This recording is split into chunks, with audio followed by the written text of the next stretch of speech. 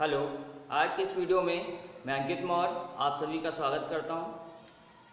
पिछले वीडियो में हमने नाउन के बारे में चर्चा की थी, जो आपका पार्ट्स ऑफ स्पीच का पहला टॉपिक है।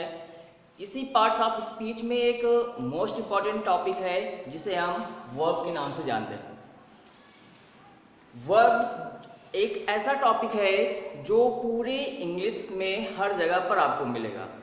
कोई भी आपको सेंटेंस अगर कंप्लीट करना है तो सेंटेंस को कंप्लीट करने के लिए कम से कम एक वर्ब की आवश्यकता आपको हमेशा पड़ेगी। ठीक है, तो प्रत्येक वाक्य को पूरा करने के लिए उससे एक वर्ब की कम से कम एक वर्ब की आवश्यकता हमेशा पड़ती है। ठीक है ना, यानी कोई भी सेंटेंस, कोई भी वाक्य बिना वर्ब के कभी भी कंप्लीट नहीं होता है। ठीक है, तो आज चर्चा करते हैं इसी मोस्ट इंपॉर्टेंट टॉपिक वर्ब के बारे में। देखिए वर्ब होता क्या है। आप सभी जानते हैं कि वर्ब को हिंदी में कहते हैं क्रिया, और क्रिया शब्द का सिर्फ एक ही मतलब होता है। क्रिया शब्द का मतलब होता है कार्य से। क्रिया का मतलब कार्य। ठीक है, क्रिया मतलब जो किया जाता है और जो किया जाएगा वो क्या होगा? कार्य होगा।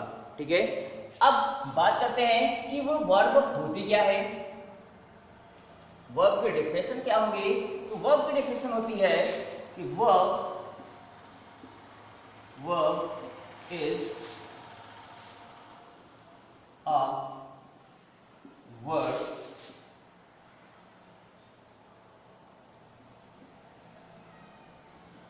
which shows the action of a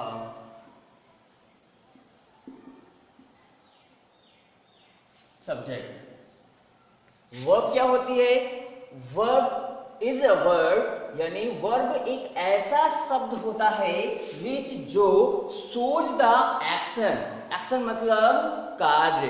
ठीक है ना, तो कार्य को शो करता है, एक्शन को शो करता है, और किसके कार्य को? ऑफ अ सब्जेक्ट, यानी जो सब्जेक्ट होता है उस सब्जेक्ट के कार्य को शो करना, यानी जो प्रदर्शित करता है, बताता है, उसी वर्ड को हम क्या कहते हैं? वर्ब कहते हैं। ठीक है, तो वर्ब क्या होता है? Verb is the word which shows the action of a subject, यानी जो वर्ब के एक्शन को शो करे, दर्शाए, उसी वर्ड को हम क्या कहते हैं? वर्ब कहते हैं। ठीक है, जैसे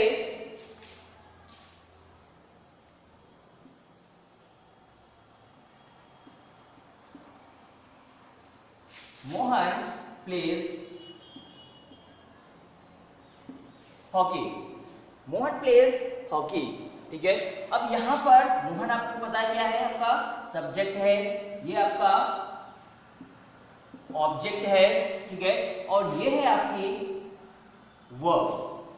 ठीक है, वर्ब कैसे है? वर्ब होती क्या है?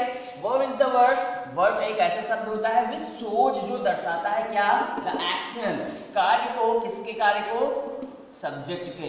तो सब्जेक्ट के द्वारा यहां पर देखना है कि क्या कार्य किया जा रहा है। मोहन है प्लेज हॉकी, मोहन हॉकी खेलता है। ठीक है ना, मोहन हॉकी खेलता है। ठीक है, तो मोहन के द्वारा कौन सा कार्य किया जा रहा है? मोहन के द्वारा हॉकी खेलने का कार्य किया जा रहा है। तो काम काहे का हो रहा है? काम हो रहा है आपका प्ले करने का, खेलने का।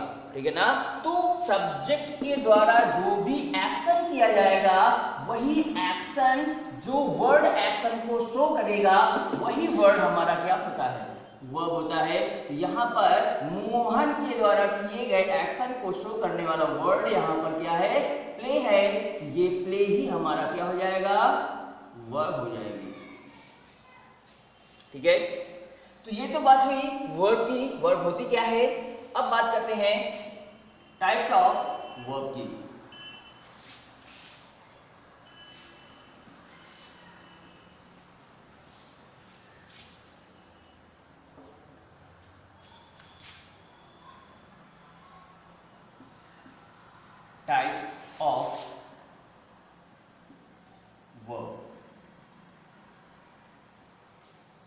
ऑफ वर्ब, यानी जो वर्ब होती है वो कितने प्रकार की होती है। तो आपको अलग अलग बुक्स में अलग अलग प्रकार के अलग अलग वर्ब के टाइप्स मिलेंगे। तो अब मेरे अकॉर्डिंग वर्ब के सिर्फ 2 ही टाइप्स होते हैं, और वो टाइप्स कौन कौन से होते हैं?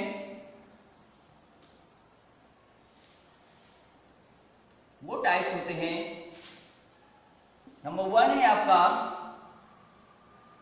Finite verb, finite verb number 1। Number 2 है आपका नॉन फाइनाइट वर्ब, ठीक है। तो नंबर 1 आपकी वर्ब का जो टाइप है वो है आपका फाइनाइट वर्ब। पहला आपका होता है फाइनाइट वर्ब और दूसरा है आपका नॉन फाइनाइट वर्ब। दूसरी वर्ब है आपकी नॉन फाइनाइट वर्ब, ठीक है। तो अब चर्चा करते हैं कि ये फाइनाइट वर्ब क्या होती है और नॉन फाइनाइट वर्ब क्या होती है। तो पहले हम इनके नाम में डिफरेंस देख लेते हैं। आपको दिख रहा होगा कि यहाँ पर फाइनाइट वर्ब है और यहाँ पर नॉन फाइनाइट वर्ब है। तो दोनों में अंतर क्या समझ में आ रहा है कि इसमें नॉन शब्द एक्स्ट्रा जुड़ा हुआ है, इसमें ओनली फाइनाइट है। तो यहाँ पर क्या हो गया कि फाइनाइट के साथ साथ क्या जोड़ा गया है? नॉन शब्द, ठीक है। अब नॉन शब्द का मतलब क्या होता है?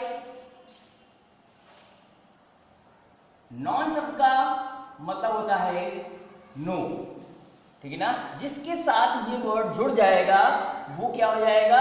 नो, यानी उसको क्या कर देगा? वो माइनस कर देता है, खत्म कर देगा, ठीक है ना। और नो वर्ड का मतलब होता है नहीं, ठीक है। अब नॉन वर्ड इसके साथ में क्यों जोड़ा गया?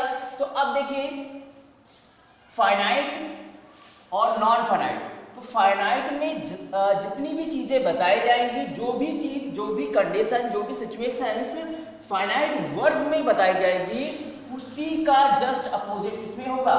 नॉन फाइनाइट में होगा। यानी जो चीजें फाइनाइट वर्ब में होती हैं वही चीज फाइनाइट वर्ब में, नॉन फाइनाइट वर्ब में नहीं होती है, ठीक है ना। उसी का जस्ट अपोजिट होगा। जो चीजें इसमें होंगी वो उसका अपोजिट यहाँ पर होगा, यानी जो इसमें होगा वो इसमें नहीं होगा। इसीलिए यहाँ पर नॉन शब्द निगेटिव चीजें जोड़ी जाएंगी, यानी यहाँ पर इसका निगेटिव आएगा, ठीक है। तो नॉन का मतलब नो, नो का मतलब नहीं, यानी फाइनाइट वर्ब में जो भी होता है वो नॉन फाइनाइट में नहीं होगा, ठीक है ना। इस नॉन वर्ड को इससे जोड़ करके देखिए नहीं से, क्योंकि इन दोनों की डिफिनेशन में सिर्फ एक ही वर्ड का अंतर है, सिर्फ एक ही वर्ड का अंतर है। जिस प्रकार से यहाँ पर इनके नाम में डिफरेंस दिख रहा है, सिर्फ इनके डिफिनेशन में सिर्फ यही अंतर उनकी डिफिनेशन में भी है, सिर्फ एक वर्ड का अंतर है। तो वो जब आप आगे पढ़ेंगे तो आपको पता चल जाएगा क्या डिफरेंस है। तो बात करते हैं आप फाइनाइट वर्ब की।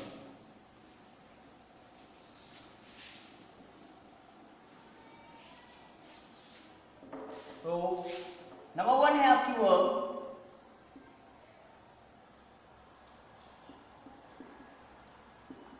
Finite verb. अब फाइनाइट वर्ब होती क्या है?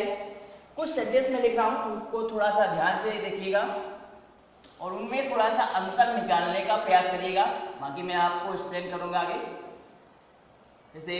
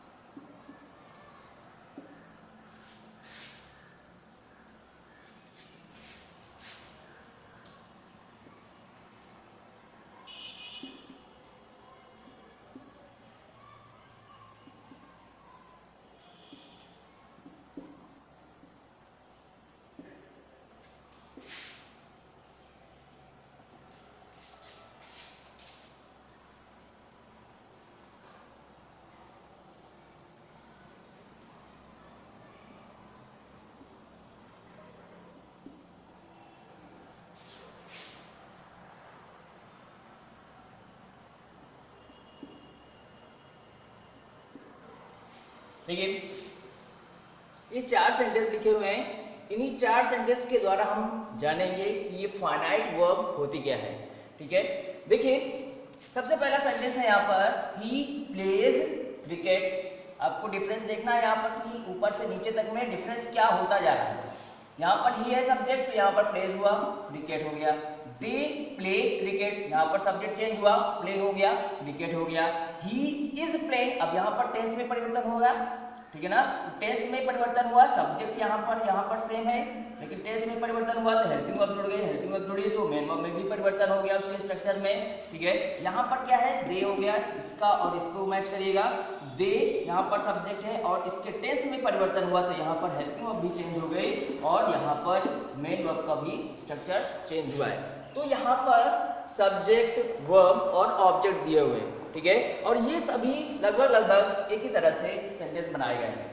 तो अंतर और डिफरेंस, और इनके डिफरेंस के आधार पर हम इसकी वर्ब को डिफाइन करेंगे कि इसकी वर्ब यानी जो फाइनाइट वर्ब होती है उसकी डिफिनेशन क्या होगी। तो एक बार पहले हम डिफिनेशन की बात कर लेते हैं। उस डिफिनेशन को फिर इसमें इम्प्लीफाई करेंगे। इसमें इम्प्लीमेंट करने के बाद आपको पता चलेगा कि वास्तव में जो डिफिनेशन बनाई गई है क्या वो वास्तव में इनमें लागू होती है या नहीं। ठीक है, तो फाइनाइट वर्ब की जो डिफिनेशन होती है वो क्या होगी, थोड़ा सा ध्यान से समझिएगा और सुनिएगा। ठीक है, मैं थोड़ा सा स्ट्रक्चर भी बनाता जाऊंगा। तो फाइनाइट वर्ब होती क्या है, फाइनाइट वर्ब एक बार ऐसे ही समझ लीजिए। फाइनाइट वर्ब वह वर्ब होती है जो वाक्य यानी सेंटेंस के टेंस तथा सब्जेक्ट के नंबर और या पर्सन के अनुसार परिवर्तित होती रहती है। फिर से डेफिनेशन सुनिएगा। फाइनाइट वर्ब वह वर्ब होती है जो वाक्य के टेंस तथा सब्जेक्ट के नंबर अथवा पर्सन के अनुसार परिवर्तित होती रहती है। उस वर्ब को हम क्या कहेंगे, फाइनाइट वर्ब। ठीक है ना, तो डेफिनेशन क्या है कि फाइनाइट वर्ब वह वर्ब होती है यानी वह वर्ब जो सेंटेंस के टेंस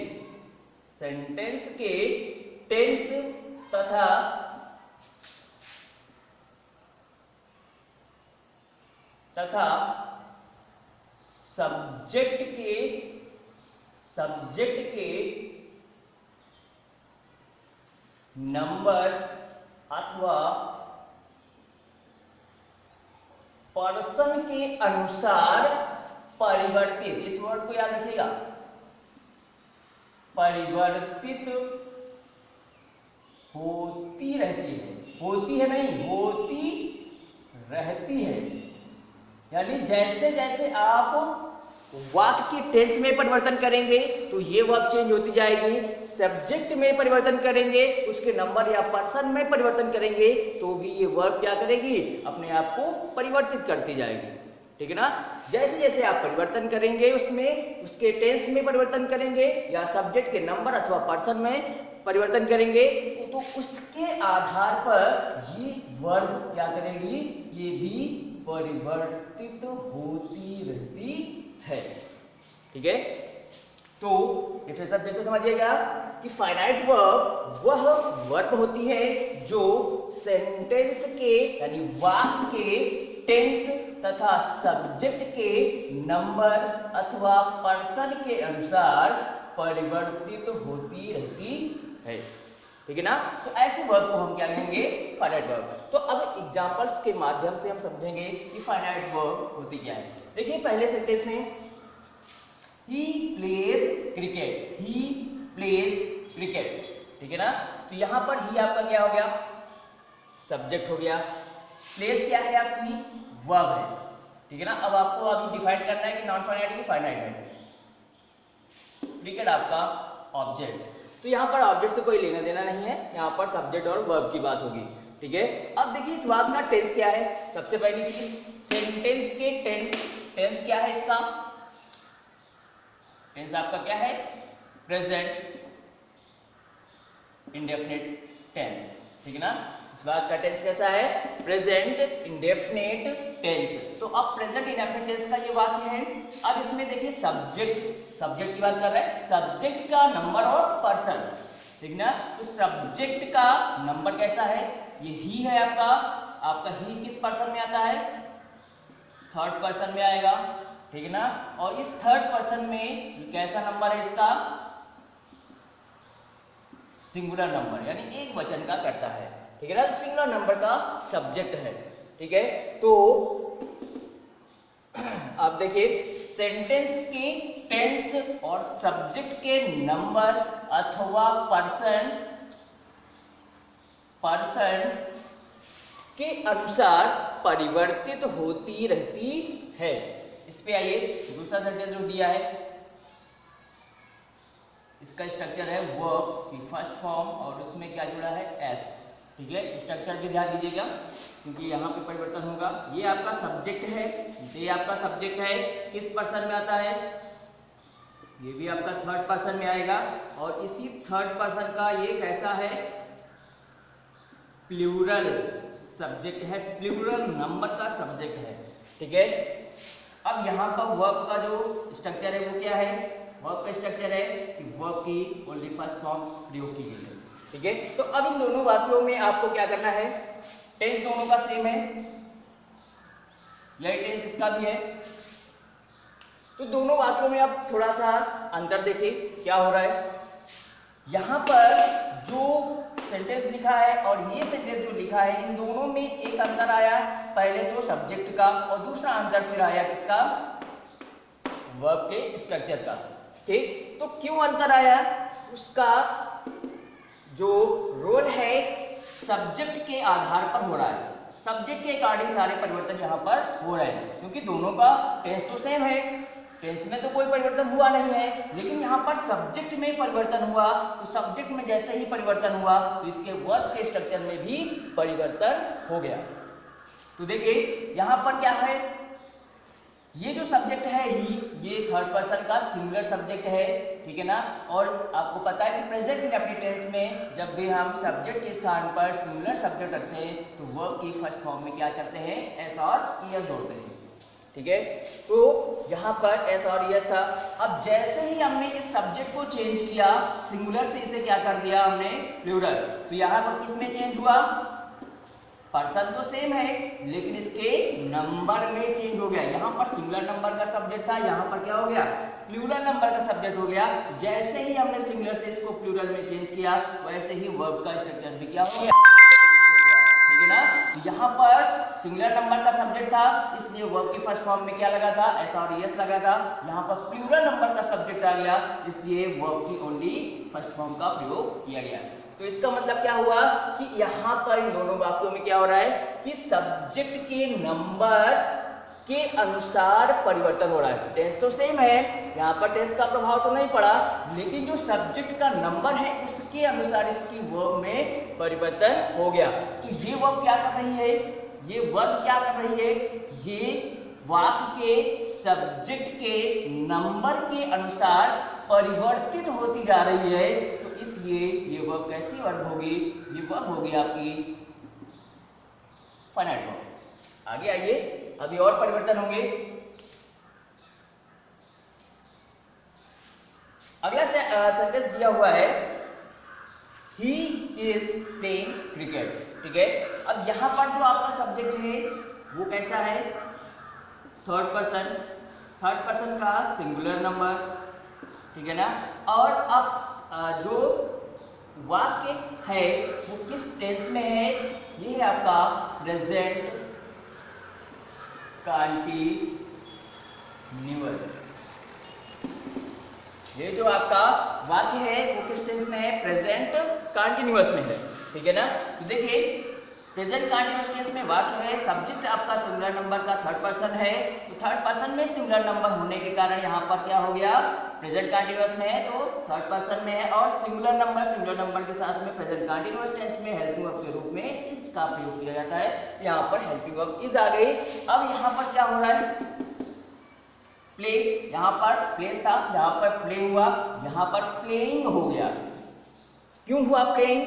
क्योंकि टेंस चेंज हुआ और टेंस के साथ साथ यहाँ पर इज का प्रयोग किया गया। क्यों किया गया? क्योंकि यहाँ पर जो सब्जेक्ट है वो थर्ड पर्सन का सिंगुलर नंबर है। सिंगुलर नंबर होने के कारण यहाँ पर इज का प्रयोग किया गया। ठीक है ना? तो अब ये क्या कर रही है वर्ब? टेंस के अनुसार भी इसमें परिवर्तन हुआ कि नहीं हुआ? यहाँ पर कुछ और था, यहाँ पर कुछ और हो गया, तो इसका कारण क्या हुआ? टेंस। ठीक है ना? टेंस के अनुसार यहाँ पे परिवर्तन हुआ, तो प्लेइंग हो गया, प्ले से प्लेइंग हो गया यहाँ पर। ठीक है ना? अब इज है, इज क्यों लगा? क्योंकि प्रेजेंट कंटीन्यूअस टेंस में है, टेंस के अनुसार इसका प्रयोग हुआ है। और इज ही क्यों लगा? क्योंकि इज एम आर तीनों होती है वहां पर वर्ब। तो इज ही क्यों लगा? क्योंकि ये आपका सिंगुलर नंबर का सब्जेक्ट है और सिंगुलर नंबर में भी थर्ड पर्सन है। ठीक है? क्योंकि सिंगुलर नंबर में एम भी आता है। आई जो आपका सब्जेक्ट है ये भी आपका सिंगुलर नंबर है, लेकिन सिंगुलर नंबर में है, लेकिन ये फर्स्ट पर्सन का सिंगुलर नंबर है। ठीक है ना? इसलिए इसके साथ में क्या लगाते हैं? हम एम लगाते हैं। ठीक है? चलिए देखते हैं नेक्स्ट सेंटेंस को। यहां पर दे है, दे कैसा है आपका? थर्ड पर्सन में है और थर्ड पर्सन में कैसा है? Plural number. ठीक है ना? तो थर्ड पर्सन का प्लूरल नंबर हो गया और प्लूरल होने के कारण यहाँ पर वर्ब, यहाँ पर इज था क्योंकि सिंगुलर था, यहाँ पर आर हो गया क्योंकि ये क्या है? प्लूरल है। ठीक है ना? इसलिए इससे क्या हुआ? आर हुआ। ठीक है? तो यहाँ पर टेंस में कोई परिवर्तन नहीं हुआ, तो इसलिए इस मेन वर्ब में कोई स्ट्रक्चर में परिवर्तन नहीं हो रहा है, लेकिन इसके साथ में जो हेल्पिंग वर्ब लगी हुई है इसमें परिवर्तन हो रहा है। ठीक है ना? तो ये क्या है? फाइनाइट वर्ब है। ये भी क्या है?